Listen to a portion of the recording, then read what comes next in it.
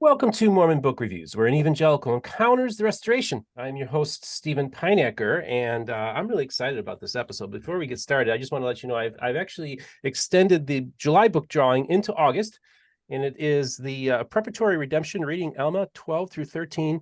My friend Bridget Jack Jeffries, I always get her name mixed up. She wrote a paper in here called "And Ordained a Priesthood of All Believers in Alma 13. She's an evangelical who graduated from Brigham Young University. She was nice enough to send me 2 copies. She's currently working on her PhD at Trinity Evangelical Seminary just outside Chicago. So in the description, I'll have my email, mormonbookreviews.com. Put in the subject line, July/August book drawing, and make sure you have your name and address in the email. So Josh Gehly and Becky Tarbuk are both members of the Church of Jesus Christ, headquartered in Monongahela, Pennsylvania. Welcome to the program. Thank you. Thanks, Steve. So one of the reasons we want to make this incredible announcement. It's about time. About the hymnal, the newest hymnal, official hymnal of the Church of Jesus Christ, and we're going to talk about it today. But just as a reminder, folks, for those of you who are not familiar with Church of Jesus Christ, one of their founding prophets was William Bickerton, and one of their members actually Daniel Stone wrote the biography about him, and it's William Bickerton, Forgotten Latter-day Prophet. It's a great book. I recommend it. I'll have a link in the description for those of you who'd like to purchase it. Also, so this is a book show. We've had Josh on a few times, and one of them was to talk about his book, Witnessing Miracles, Historical Evidence for the Resurrection and the Book of Mormon. That was our June book giveaway, by the way. I'll be doing a drawing for that soon. So I'll have links for that. But what we're here to talk about today is the hymnal, the divinely inspired hymnal, the Songs of Zion, which was produced by your mother, Becky Tarbuk, your mother, Arlene Buffington. And we've had you on. I'm going to leave a link for our full-fledged interview where we talk about the history of the Songs of Zion. But what makes this so exciting is that for years, this was an informal hymnal of the church. But it wasn't officially recognized by the church. But it gained a lot of popularity. And so, Becky, what an exciting time for you to finally have the church kind of accept this as an official hymnal. How does that make you feel? Oh, it's wonderful. I mean, we've had the songs in the church for many years, and by and large produced by my mom and others who helped along the way. So now the church, with Brother Joel Gehly as the president of the church, he sort of headed up the idea or the venture to get the book printed. There is a paragraph in the beginning of the book in the preface where the apostles make a statement about the Songs of Zion, and my brothers and I also make a statement about our mother in the front of the book, and it's beautiful. It's a little bit larger. It's a little bit larger than the books that we currently have. Okay. And it's easier to read. I think the print is a little bigger. It's just beautiful. Yeah. It's lovely. My mom would be so happy as we are. Yeah. When we opened our books in our branch on Sunday, the ministry and our teacher took the books up front, and we had a prayer, and we thank God that the books were in print, the new books, the combined volume. That's the beauty of it, the combined volume. And I'm just curious, last time when I talked to you, there was one last song that you were looking for. Did you guys ever find the 240th or 340th, whatever song? I have the words, but we did not include it. Okay. We just went to 239. I have different little things that aren't included, but they'll remain here in our branch in our Songs of Zion history. Oh, that's great. That's great. Yeah. And I remember you told me a long time ago, so Steve, I'm going to include you in the Songs of Zion history. So I'm looking forward to being part of that history, which is really cool. And Becky, I'll tell you, when I had you on my program, it really was like a lot of people were very interested. And I actually heard from a lot of LDS women, Utah-based LDS women, who are fascinated by this story. And maybe and Josh, I'm going to include you on this, but I think it's really important that we kind of give a little background, because I this agree. is really a fantastic story in which maybe just briefly give us like the shortened version, because again, you can check out the full interview. Becky, how did this hymnal come to be? Because that's what's remarkable about this. Is not a conventional hymnal by any means. Well, you mean when my mother, it was the bestowal of a gift. Yeah. Back in 1976, she was praying for her children, and all at once she heard words and music. And the song was called My Place. And I'm grown, mother, now I must find life's meaning. And the chorus says, "Oh, wondrous grace, God found my place for me." That was the first song. And she just thought it was an experience. And she went to church and she told everybody. And the next day, the Lord gave her another song. And she thought, oh my, I can't go back and tell them that I've received another song. She said, it's like saying you saw an angel, and then the next day you saw another one. It's like unbelievable. But anyway, after I think about 9 songs, somebody said, you've been given a gift. And so from that time on, from 1976 until she passed away in 2021, she received basically 239 songs that were complete. Yeah, that's what was so amazing. She couldn't carry a tune. She didn't know how to read music, and she would have both the music in her brain, or downloaded, if you will, and the words.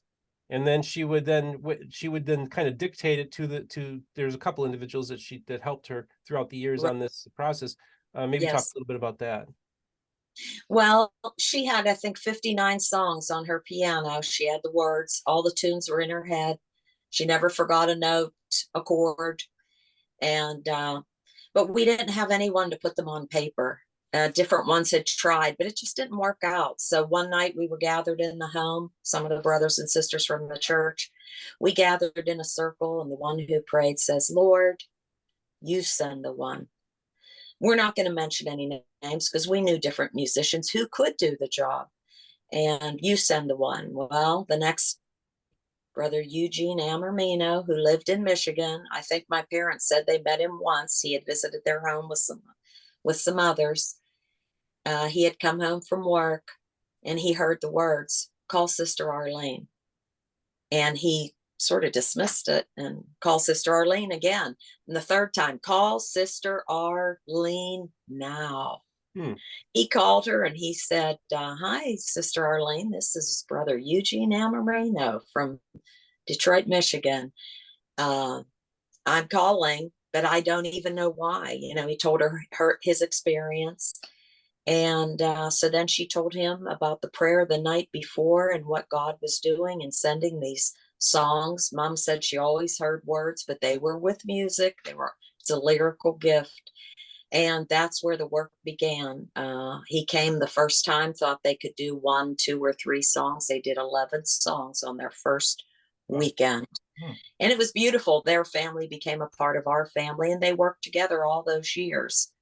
And then God brought, when Brother Eugene became ill and could no longer do the work, he brought in Brother Phil Bagnola, and he did the last 21 songs. And so, I met him down in he's in the Cape Coral congregation, right? Yes. Yeah, we were together down there, Steve, with Brother Phil a couple of years ago. So. Yeah, I remember I walk in there and he gets up and Steve, Brother Steve. I'm like, oh, hey. And it was great. And, I just, it's an amazing story, and this actually, the Songs of Zion directly impacted MBR. Because before I taped my very first episode, somebody got me in touch. Actually, Patrick McKay got in touch with me because I was actually kind of more like talking more independence-based restorationists, like Community of Christ and some of the independent people. And this gentleman, who I would later find out is an apostle in their group, Patrick McKay, called me and started, actually one of the first things he started talking about was the Songs of Zion and Arlene Buffington. And I remember at that moment, I realized like, oh, I thought this was going to be a secular scholarly program. But I realized, oh, no, but the Spirit's going to show up now and then too. And, and that's what's happened, folks. And it's pretty remarkable. So I knew that there was something very special about this. And what's so special really is the special relationship that I have with the Church of Jesus Christ as well. Josh Amen. Gehly, you are an evangelist in the church. You hold the office of evangelist, and your father is actually the president of the church. And you also have apostles, whom I've met many of your apostles as well. And so you're tied in with the leadership of the church, with your father in particular, who I had the honor to have dinner with last fall. And I just felt like I had this real kinship with your church, and you guys, and I feel like I almost feel like I'm part of your family now, in one sense. And I feel very welcome every time I attend services in your church. And one of the most beautiful things is when I get to experience the services is I tell people that it's a very musical church. They love to sing. And you play, you have guitars and pianos and different violins, various instruments that you use.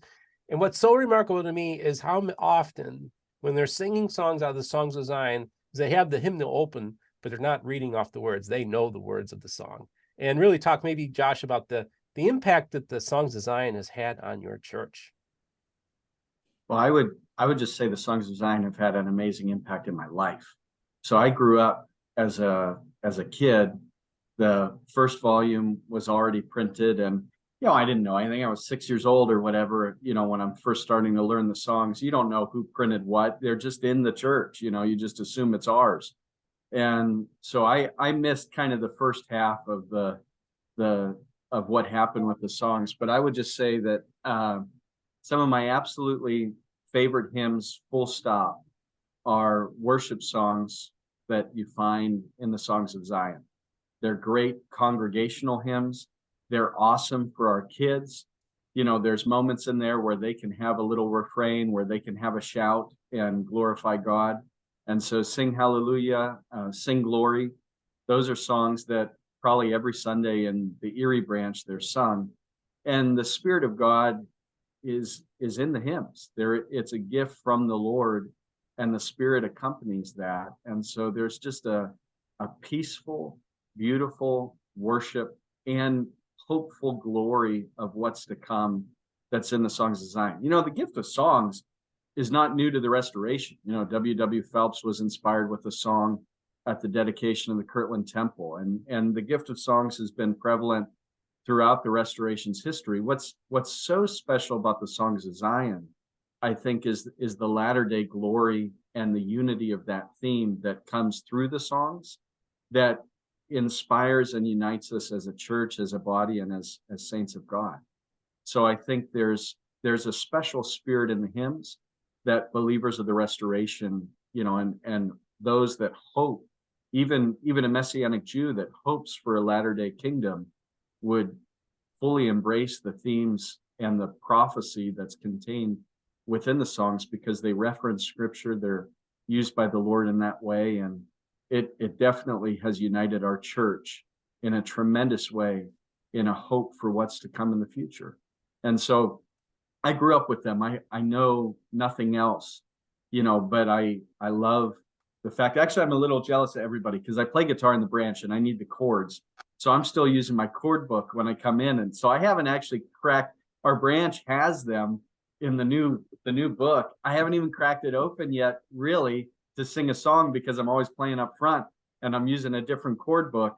But the hymnals are awesome and they're beautiful, and I'm very thankful for the stamp of the church to be on it, and for us to be able to have that across the church. I mean, my dad's in the back right now working on pallets to ship around to different branches and different regions of the church. I mean, it's what we're in between some LED lighting shipments. That's what we're doing right now. We have 11 pallets of beautiful hymnals in the back, and we got to stock our branches and missions right now, and then go forward with some individual stuff. But well, this is great. So tell me, how many copies are in this initial print run roughly, and how many are you distributing out there? Oh, Dad would know that number. We have 11 pallets back there, or had when it first came in. And it was just based off branch orders that they did around the church. And then the church ordered over 1,000 extras also. So there's probably a solid pallet worth of extra books that'll start being available a little bit later. Even some individual members around the church are starting to ask for them. We're like, well, we're going to get there, but first we need them in our branches. And there's 70 to 80 branches and missions around the domestic church that we need to stock up. So okay, so basically for now, it's only you're just distributing them on the branch level, so that you'll make sure that all the branches that want to have copies, that they have the orders fulfilled, that they have access to those copies for congregational use. And then eventually, if people wanted to order individual copies, I'm assuming that they would be able to get them on the churchofjesuschrist.org website. yeah, they will eventually be available. And we have kind of a committee with the print house team that would oversee distribution of that, or any of our Books of Mormon. And there's a brother Brett, who would be overseeing that distribution at that time. So now you guys have a publisher based in Michigan. Was that the one that published the hymnal? Actually, these were printed in Chicago. Oh, wow. So it was with a group in Chicago. Don't ask me the group. I wasn't on the team that was overseeing the printing. Sister Becky might know more than me on that, but it was done out of Chicago. There was a print house out of Chicago that printed. Oh, okay, well, that's cool. And then that reminds me of when I found out that I used to work in the city of Hammond. I was the city sealer. I was the head of the Department of Weights and Measures, and we were in this old printing building. And I had this gentleman on who talked about how the 1920 edition of the Book of Mormon was printed in Chicago. I'm like, wow, that's really interesting. Printed in Chicago. I said, I actually worked in one of their old buildings in Hammond, Indiana. And he puts up on the thing, oh yeah, that's where the Book of Mormon was printed. So my history with the Mormonism goes further back than I could possibly imagine. There's a history of Chicago being a major publisher for a lot of restorationist materials throughout its history. Now, what's so cool for both of you probably don't know this, but you may Josh know a little bit about it. But last time I was in Utah, I go out and visited with my friend CJ, who owns a bookstore, and his main thing is he's a collector of hymnals. And I met him a couple of years ago, and one of the things that really stood out was he showed me a hymnal printed by your church, I think in the 1870s, Church of Jesus Christ Latter-day Saints. So a lot of people wouldn't even realize, but it was your church, and he gave me the history of it. So it's really fascinating that you guys have been publishing hymnals for a very, very long time. And I think you had even saw that, and you didn't even know about it. And it's just kind of cool and I think John Hayacek was actually kind of gave a little bit of history about it as well. But it's a fascinating story, just to know that you guys you've been a musically based church for a very, very long time. And this is the thing, Becky, is that I think it's so important for me, and also this story of your mother, to be told that God can use a woman and in a call, and that she can bring something to the table. So often what we find in a lot of churches that there's really not a place for women. They're kind of pushed to the side. But in your church, you have the role of deaconess, and women do play a major role, and also can even get words of the Lord in a service that eventually could be accepted as from the Lord in your church. So maybe talk about the important role that women have played in your church as well. Well, there was a lot of women in the church that I admired greatly. They were spiritual, good examples, hospitable, godly. They were just wonderful. And like you said, we have the office of a deaconess, which she assists the church, the ministry, in whatever way she can. Also taking care of the things, the linen and the vessels for communion. We set that up, and then the ministry serves the communion, and just whatever we could do to help. But yes, and I've known women in the church who have the gift of the word of the Lord, or tongues, and many people have dreams and experiences. God's the same yesterday, today, and forever. So it's wonderful. I mean, in the Book of Mormon, Nephi said, I wanted to see the things my father saw. And if you desire the gifts, God will bless you with those desires for his honor and glory, for one reason, and that the church might be adorned with his gifts, that God might be glorified. Wow. I think what I love so much about your church is that it's like an extended family. And that's true. And it really is. And it's a beautiful thing to experience on the local level. And so I just want you both to kind of tell me about your local branch. Maybe give us a tour, if you will, of your church. Tell us about the kind of people that go to it, and what you love so much about it. Why don't we start with you, Becky? You go to the Imperial branch, right? Yes, I always have. We started out, I think, in 1956 in a little converted garage. It was a very humble beginning. And my grandfather was a minister in the church, and my grandmother a deaconess. And in 1970, we built our branch here in Imperial. And I love the church, and of course, I love our branch. And our brothers and sisters love the branch. It's a humble, beautiful place that's dedicated to the Lord, and our brothers and sisters love it. We work together in unity. My mother always said, this might not come across right, but my mother always said, we're nothing special, but our strength is we're united in the things that we believe. And so when you have unity with a group of people, it is a wonderful thing, whether you're great or small. And so I just thank God for that. And it says in the songs, peculiar though they say we are, of latter days we sing.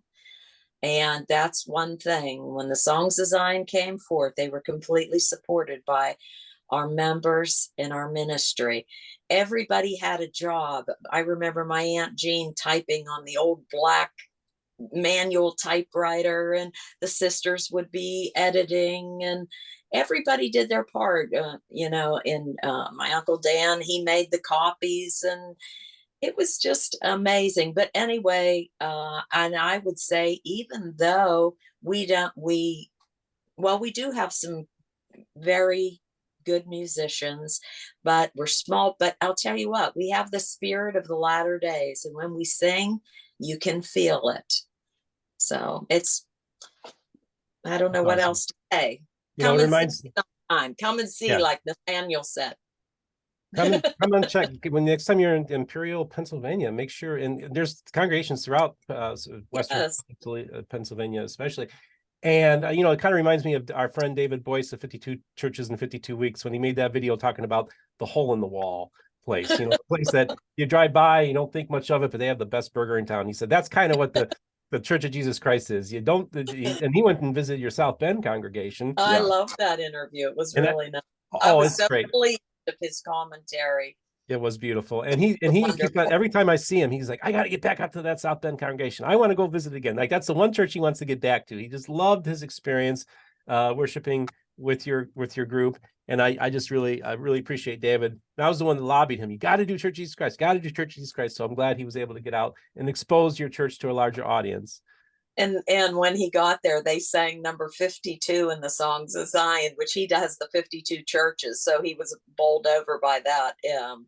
The sea so great, Lord, my boat so small. But that was beautiful. Beautiful. I love it. And, Josh, of course, you are involved in the Erie, Pennsylvania branch. Why don't you tell us a little bit about your branch? Yeah, so the face of my branch has changed a lot over the years, and I thank God for that. So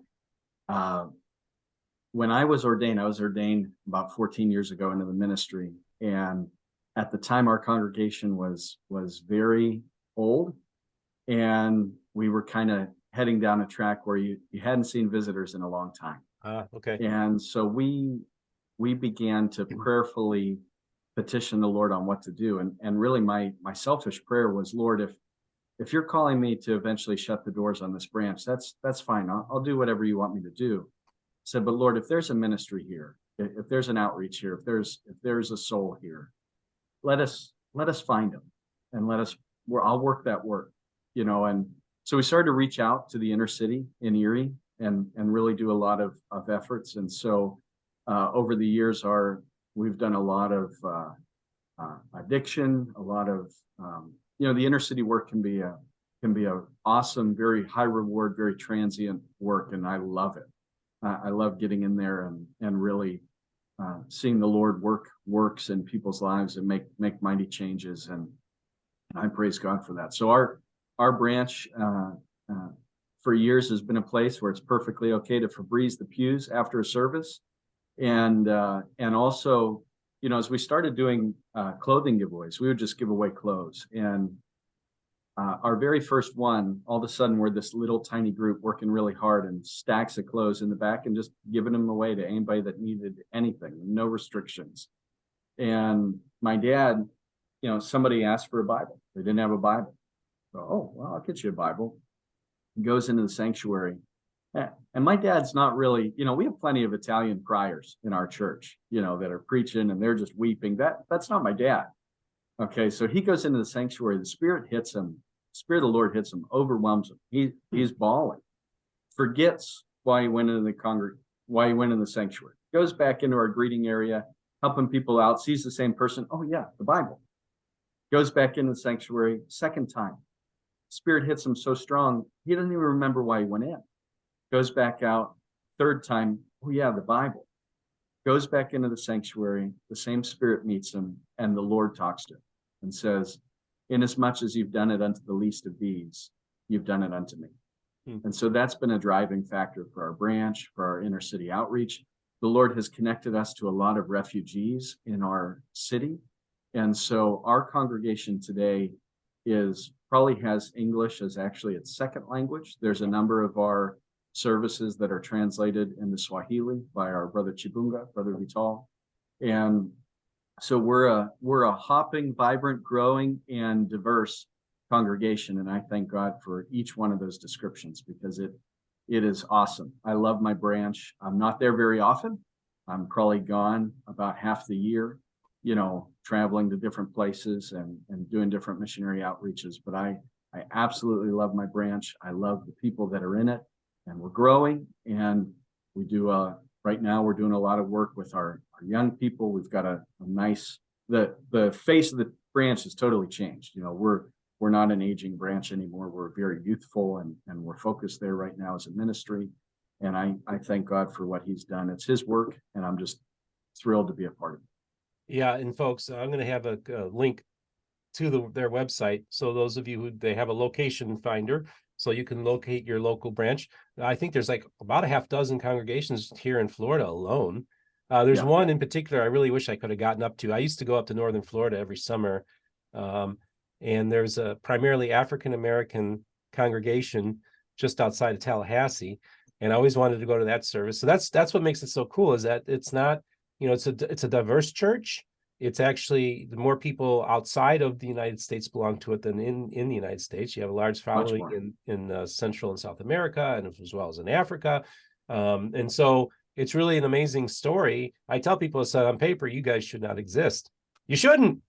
You should have withered a long time ago, but you didn't. And that to me is always a testament to something. That tells me something that I need to know. And like I said, my mom, she was involved in the charismatic movement for a very long time.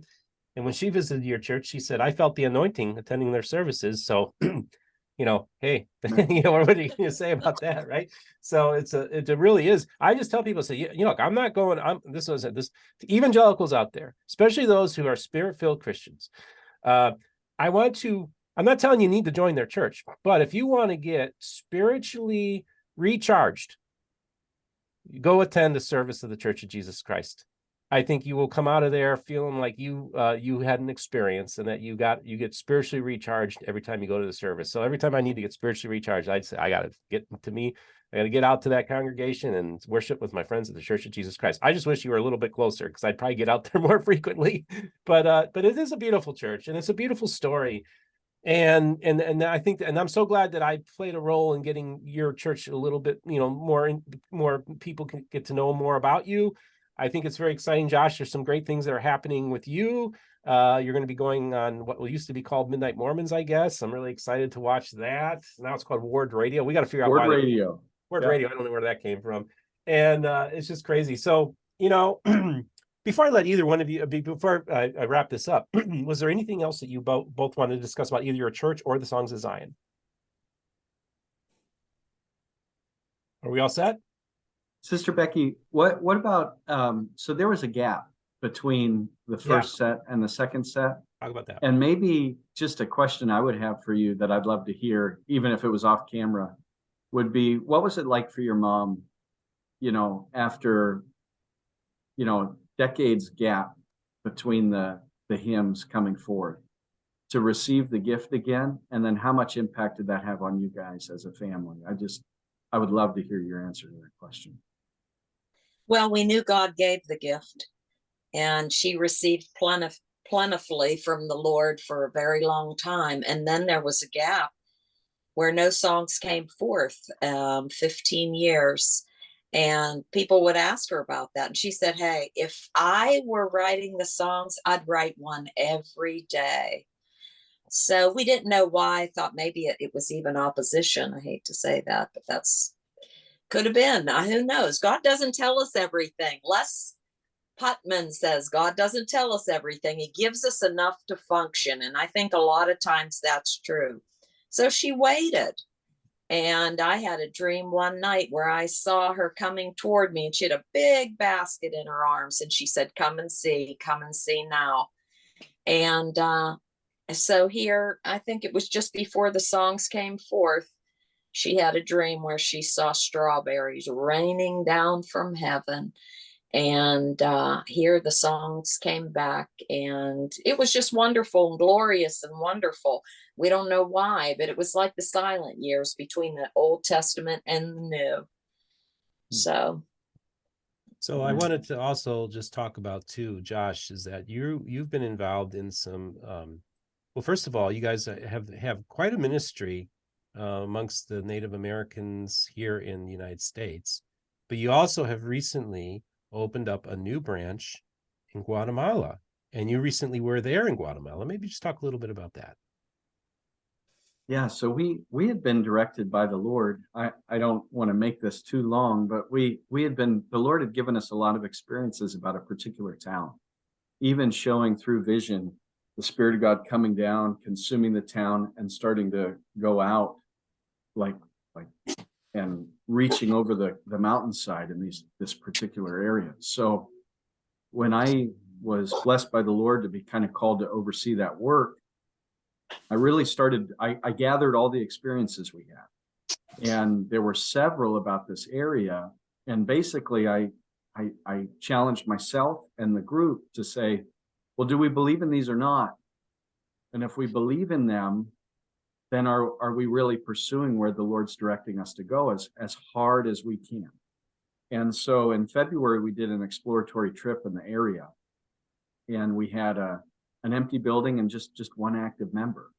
And all of a sudden, these doors started to open up in an addiction center in town, ranging from an addiction center to other churches, preaching in other churches, and preaching in Pentecostal churches around the village, and even just, and we're completely transparent about who we are and what the Lord is doing, and to even people with a fruit stand and praying for their fruit stand. And in just a few days in February, we began to see all these doors open up.